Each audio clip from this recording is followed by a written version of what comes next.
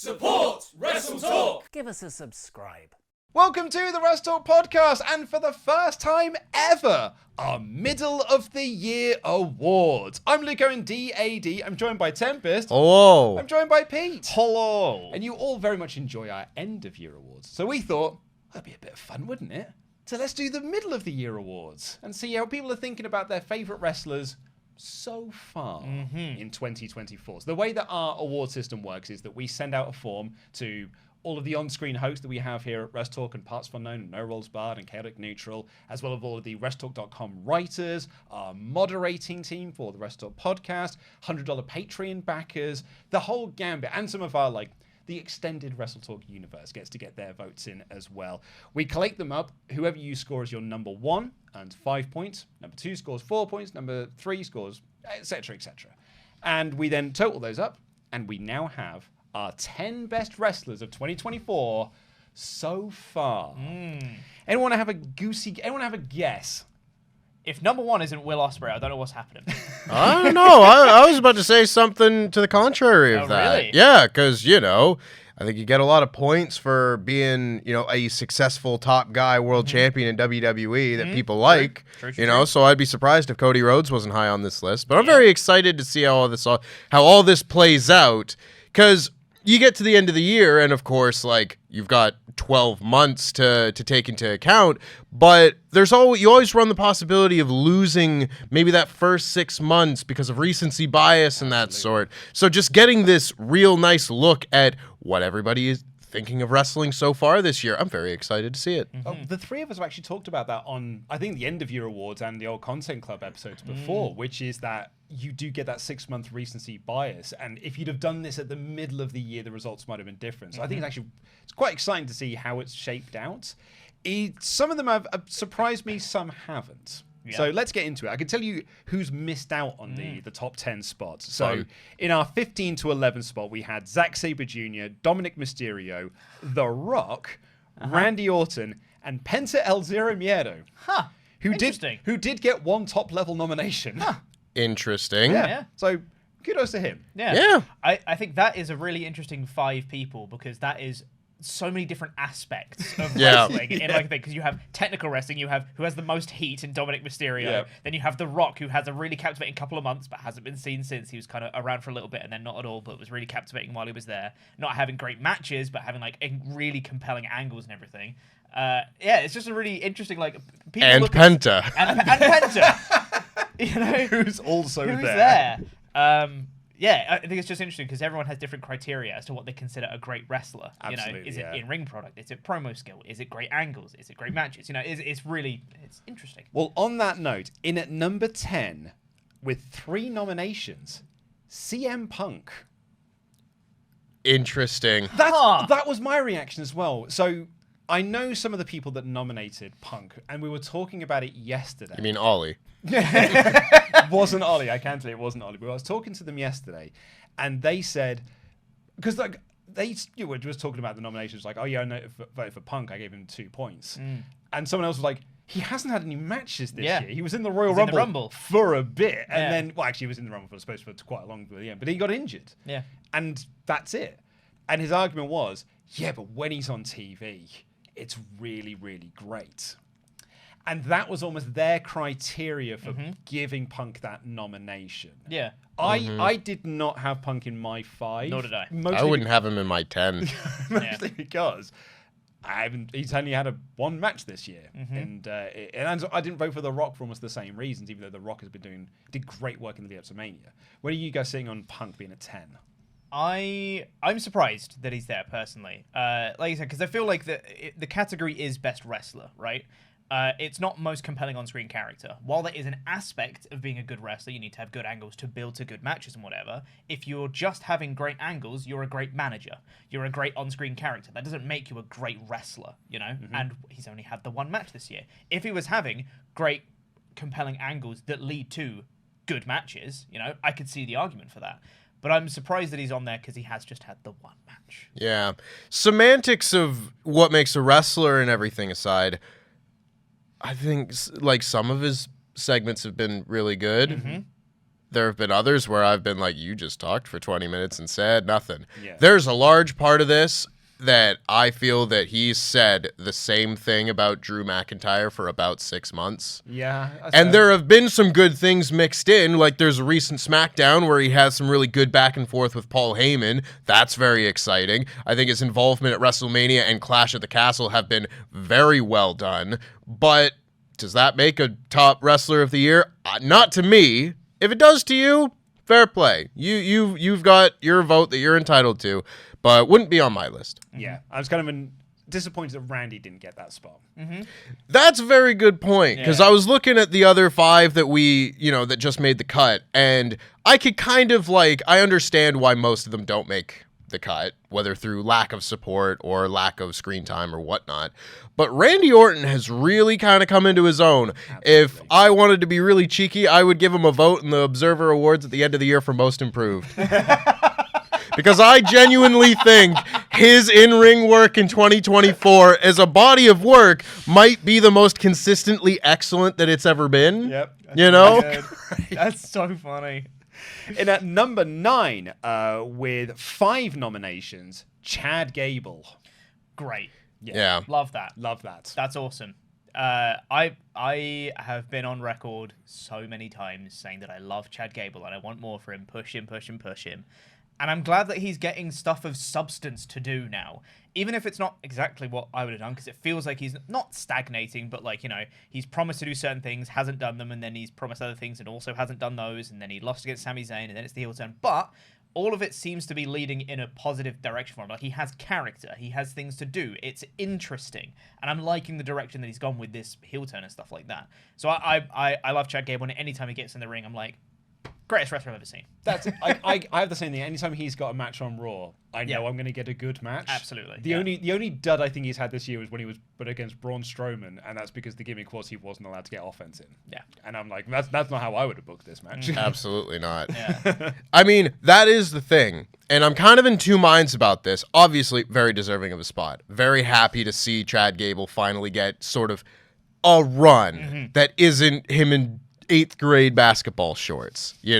He's way better off now than he was. But I also, and this isn't, of course, a podcast talking about the best booking decisions or anything like that, but I think it would be really interesting if you looked at things they could have done differently, and if they'd given Chad the WrestleMania match against Gunther and he wins the Intercontinental title, and he's basically had this run that Sami Zayn has had, I think he's in the top 5, hands down. I think he's been a little bit hampered by the fact that, it looked like he was going to get this real big babyface moment, and then it went to someone else, but it's okay. He's going to get the post-Mania thing, and then he turned heel, so now it's a change in direction, and then he's going to get the Intercontinental title match, and he loses a few times, and now he's going somewhere else.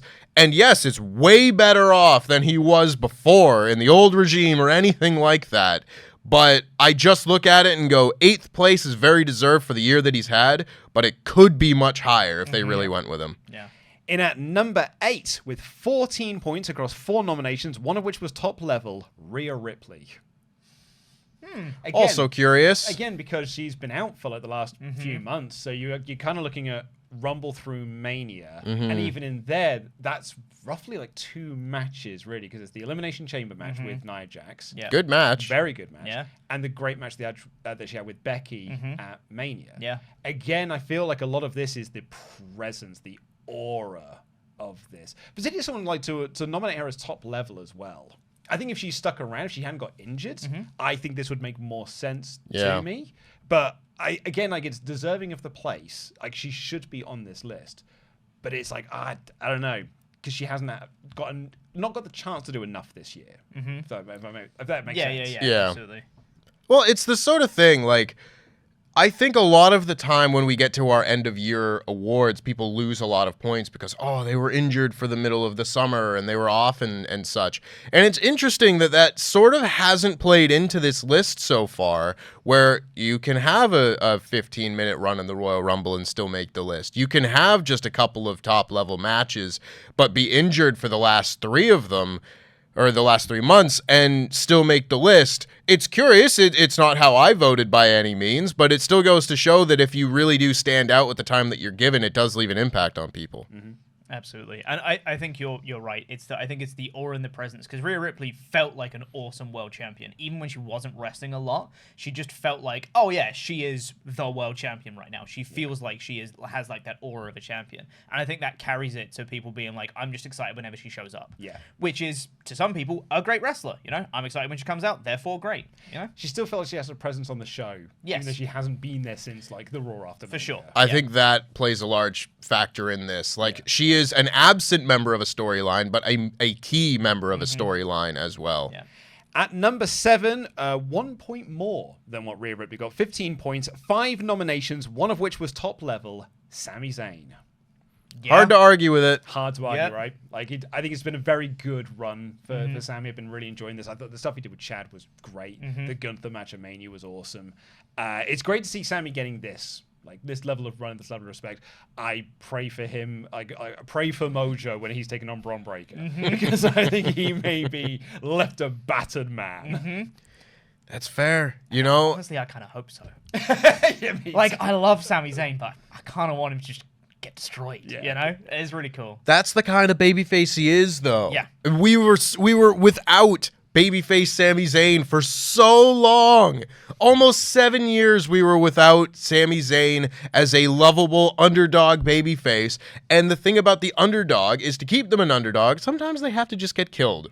Yeah. And if you go up against somebody like Bron Breakker, Sami Zayn doesn't look worse off getting absolutely broken in half by this absolute meat monster of a man. So I'm really excited for what he's going to be doing the rest of the year. There's obviously lots of speculation that he could be reinserted back into Bloodline type things, which I think will give him a lot of the real character stuff that people fell in love with at the tail end of his run in the Bloodline the first time. There's a lot to look forward to here, but all in all, I'm just so happy to see him get like a respectable run as a babyface this time, where he's not getting bitched out and losing, matches to Braun Strowman because Mick Foley's worried about him. I mean, the other half of that match we just talked about there with Bron Breakker, and he got 1 nomination, and it was a 2-pointer nomination as well. So, very, very low down the list. I very much expect that to be different when we get to the end of the year awards. 100%. Absolutely. Bron Breakker's had a slow burn, and I think he's now going to start burning very quickly after SummerSlam. And second half of the year is going to be Bron Breakker's year, I reckon. But I think for Sami, I'm so happy to just have him wrestle lots. Yeah. You know? Because before, even when he was like comedy heel character, he was like, oh, I'm just going to get beaten up a lot. I'm a bit of a goof, and I'm not very good at wrestling, because he was just the comedy character. Then we started to see more and more of it through the Bloodline stuff and, all his ascension. But now he's not in tag stuff with KO. He's really flourished as like the babyface singles guy. And it's awesome. And I think it's a perfect blend of, against Gunther, they were batting a very known enemy. And it was like, oh, I'm working with Chad, and we know his weaknesses, and we're going to take him down. And Sami, was able to take down Gunther using, strategy.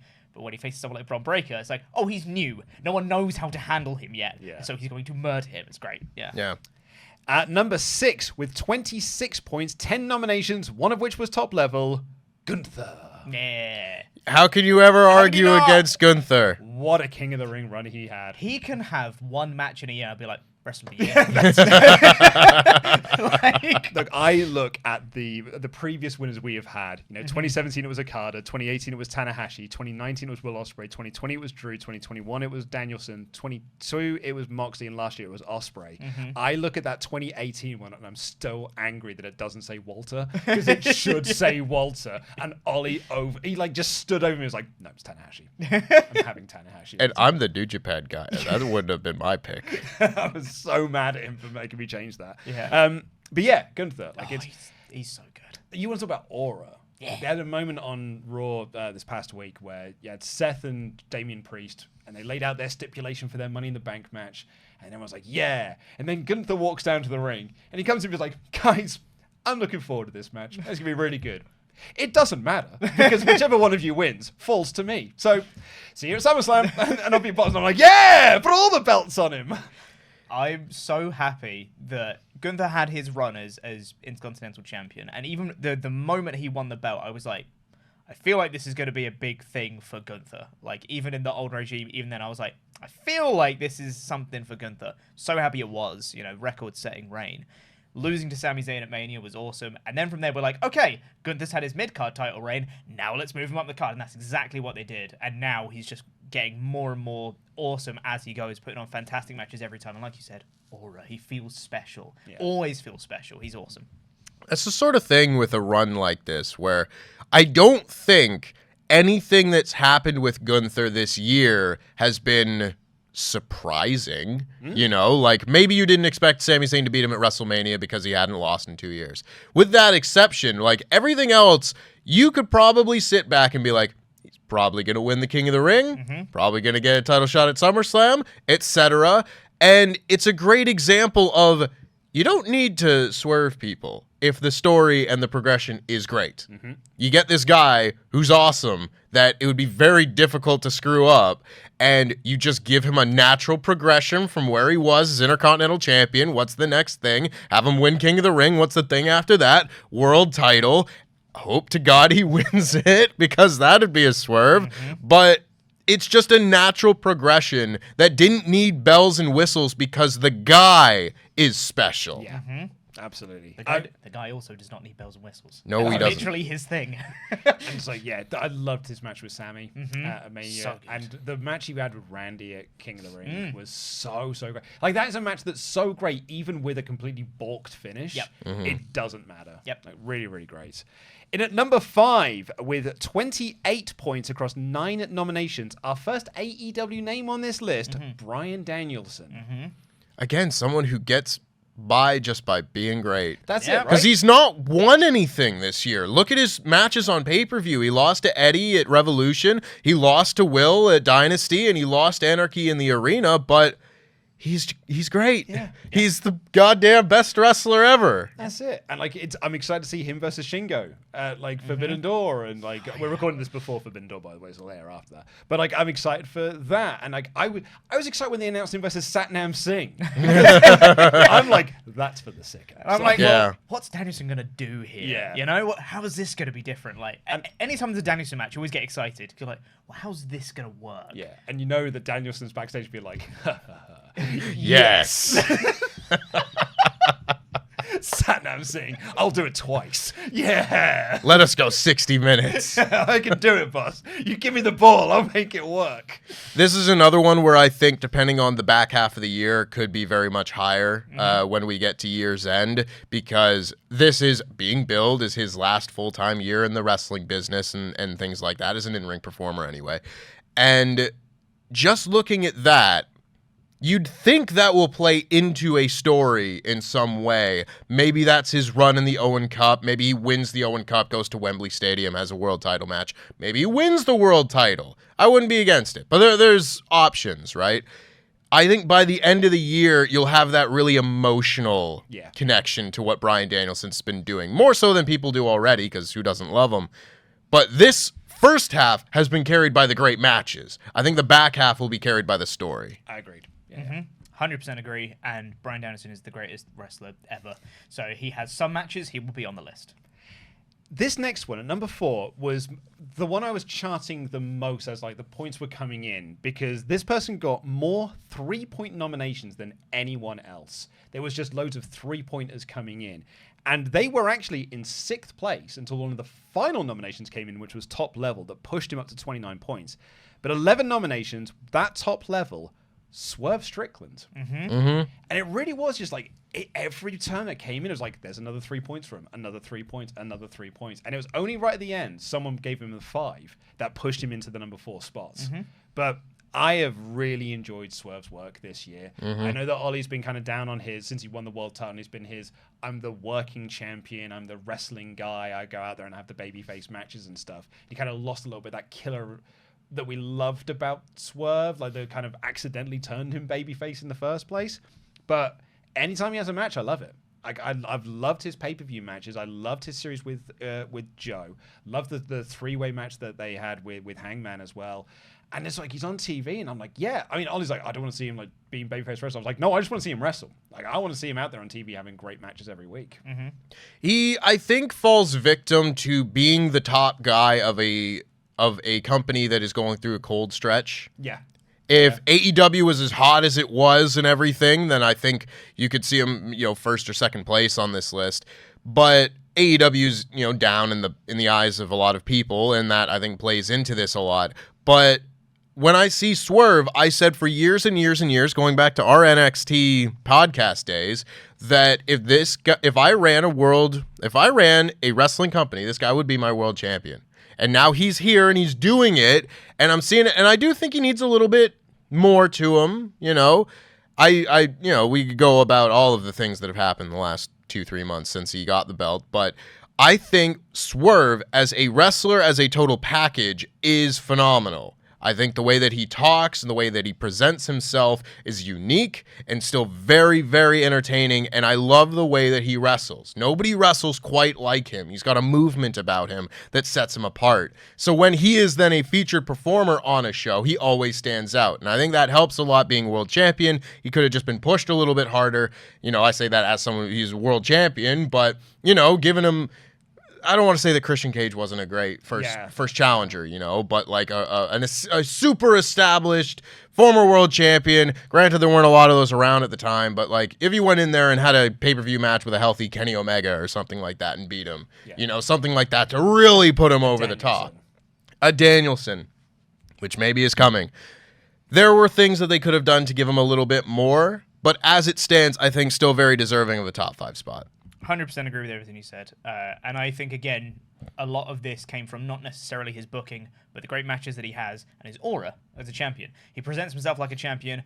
I get excited anytime he shows up. I'm like, love Swerve, this is awesome. So I think that carries a lot of the votes, even in spite of not necessarily the greatest booking since then.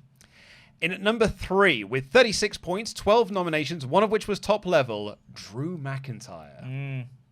Been a good year for Drew. Yeah, it has. Like, it's been a good 18 months for Drew, I think since he started this like slow burn heel turn, he has just been on fire. Like, his matches are always great, but you know, a lot of this episode has been talking about like the whole package of people as well. This hypocritical Drew McIntyre is so captivating, and it ties into then the matches that he has. That's it as well, and I think it's that combination of character work he's been doing combined with that character being displayed through wrestling as well. Because sometimes you're like, oh, they do good promos and they have good matches, but Drew McIntyre is like, it's a whole combined package of the character feeds the matches, and the matches are great, and the character's great, the promos are great. This whole heel turn has been fantastic, and him every single week through Raw, pretty consistently through the year, been like, Drew's the thing I want to see the most, you know, on this show. Can't wait to see what he's going to do this week. It's awesome. Drew has been on a hell of a run since his heel turn. It's awesome. I think Punk's place on this list is 100%, you know, tied to Drew's work. 100%. I think you're completely right. Yeah, I hadn't kind of pieced that together, but that's completely it, right? I think this has been, character-wise, the best work that Drew McIntyre's ever done on WWE TV. Yeah. And he came back and... You know, he had his run in 2022 where it was looking like maybe he was going to beat Roman at Clash at the Castle and everything. And that was looking like kind of, yeah, I know. It was looking like that was going to be the peak, you know, and then it didn't happen. And then WWE for a while kind of failed to capitalize on the momentum that people had coming out of big organic moments like that. You saw it with Sheamus after the Gunther match, same show, in fact, and Drew McIntyre there, where all of a sudden they just kind of slip down, kind of get lost in the mix a little bit. They're still great, but they don't have that connection that people had after being really, really hot.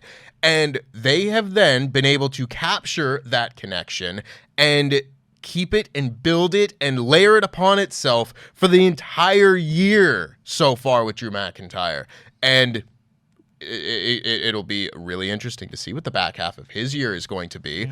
Obviously, you could look at him and have him be a world champion again. Maybe him and Punk gets, you know, they involve the world title. Maybe it doesn't. Maybe he has another great match with Gunther. There's loads of different avenues they can go. But the character work has carried this guy through the absolute best portion of his career in WWE so far. So Drew got 36 points. We now jump up to number 2, who scored 70 points. Okay. All right. 6 top level across 20 nominations. Something Cody Rhodes. There it is. There you go. Yep. Yeah, it's been a good year for Mr. Rhodes. And it nearly wasn't. It very nearly wasn't. There was a point in time where this might not have been. He's this high on the list. Oh, man. I think that it is a testament to how good Cody Rhodes is that he went through a year of spinning his wheels. Didn't he Just doing absolutely nothing of note. Yeah. Like he won the tag titles. Sure, that means something. Nakamura feud. Yeah. Sure, like that went on for like 7 years, I think.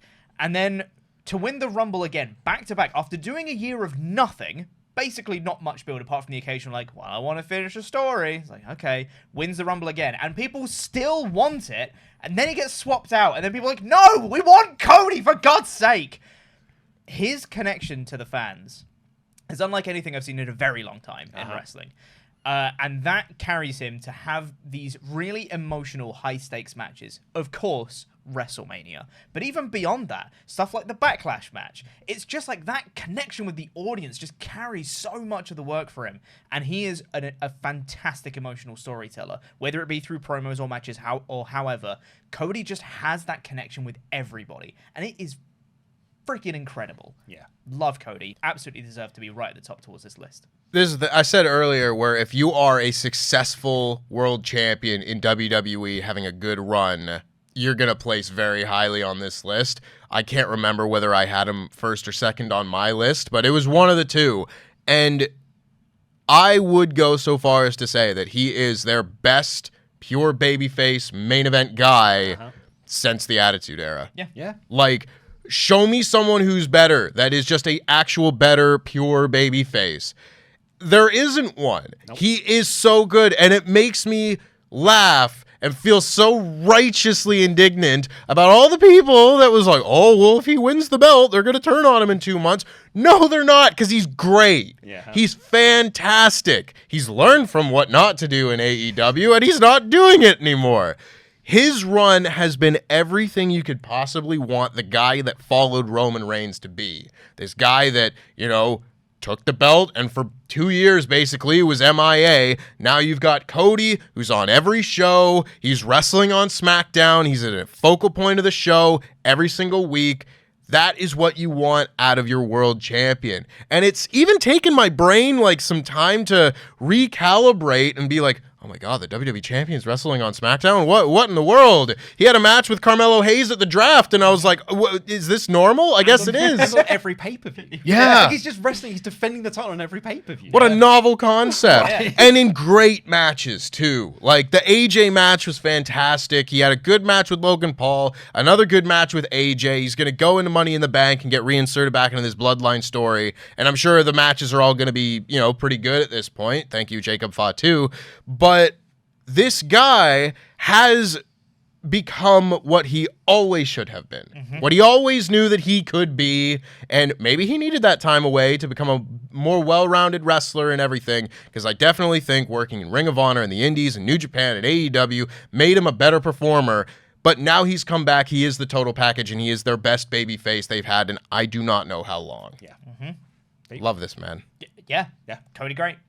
I said my piece. I'm actually kind of gutted in a way AJ didn't make it onto the list because Cody has almost been a nice reminder of how great AJ is. Like AJ is someone who is just there was a period of time when he was considered the best wrestler on the planet, and he has some really good stuff in WWE. But the last couple of years, he's been like, "Hey, it's AJ." Like you put him out there as Captain Reliable, he'll have a reliable mid card, 10-minute match or whatever it is. And then he's had these 2 world title matches with Cody, and you sit there and go like, "Oh yeah, he is awesome. He is phenomenal, isn't he?" Yeah. So I'm kind of gutted that AJ. Maybe if AJ can have a good back half of the year, he might get some noms. I think that might be because it's only been the last couple months. Could be, yeah. AJ's not been really doing all that much. Like, he was in the world title match at the Rumble in the Fatal 4-Way, but, Yeah. whatever. That was a bit of a throwaway match, and then he's kind of been spinning his wheels. And then when he had, the heel turn and all that stuff, and then kind of came in post-Mania, was kind of when it was like, okay, here's AJ Styles, and he's good again. But I think it's been not enough time. That's fair. Compared to a lot of the other tenures on this list, bar CM Punk, of course. The reminder, has had one match, and it was the Rumble.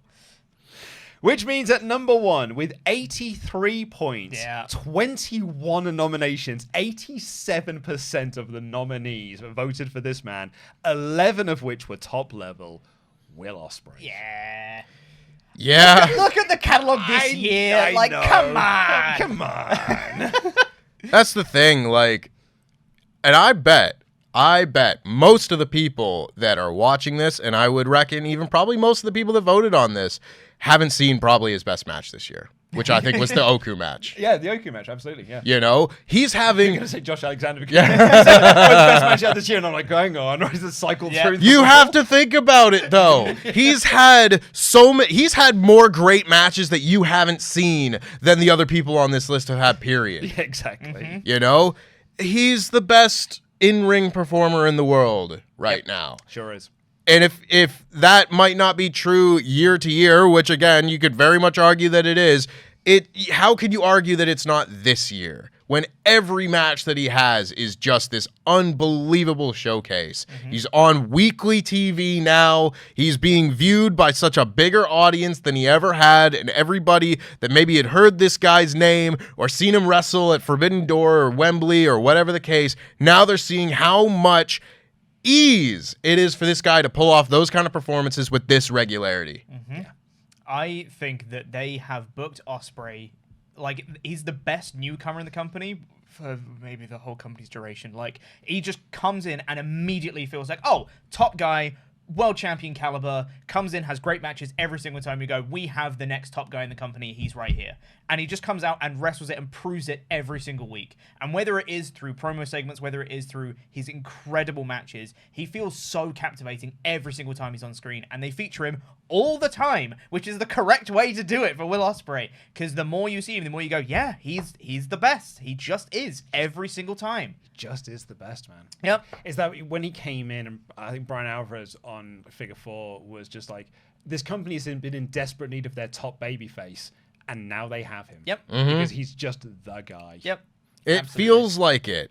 I haven't seen someone come into the company and week to week feel like as big of a star right out of the gate, you know, since like a Punk or something. Or like Danielson. Yeah, like that kind of era with the all-out debuts and everything, where it was like week to week, oh my God, they're here. Ever since then, it's like you get the big pop when they show up, and then what happens afterwards? You know, 6 months later, you get, you know, for example, Jay White then gets his world title shot, and the feeling kind of dissipates a little bit. Yeah. Just an example. Don't think they booked him badly or anything. But with Will Ospreay, every week, I'm like, he's a big star. He's a big star in the company. Why isn't he the world champion? I don't want to say that. I love Swerve, and I want him to have his run. We're also recording this before Forbidden Door. He might be. He might be world champion. Who knows? You know? But he has the level of aura, of presentation. He brings the feeling, whatever the buzzword is, that makes you believe he's the top guy in the company. And you know what? I can't argue with first place on a list like this if you're able to do that. Absolutely. Well, there you go. That is our 10 best wrestlers of the year so far. Let us know in the comments down below. Who's your best wrestler of the year thus far in 2024? We'll be back in a couple of days' time. We're going to do best matches of the year thus far as well. So counting down those in the same format. So make sure you're subscribed and enable notifications to know when that goes live. Until then, I've been Lee DAD. That's been Tempest. Oh. That's been Pete. Goodbye. Jam that Joe.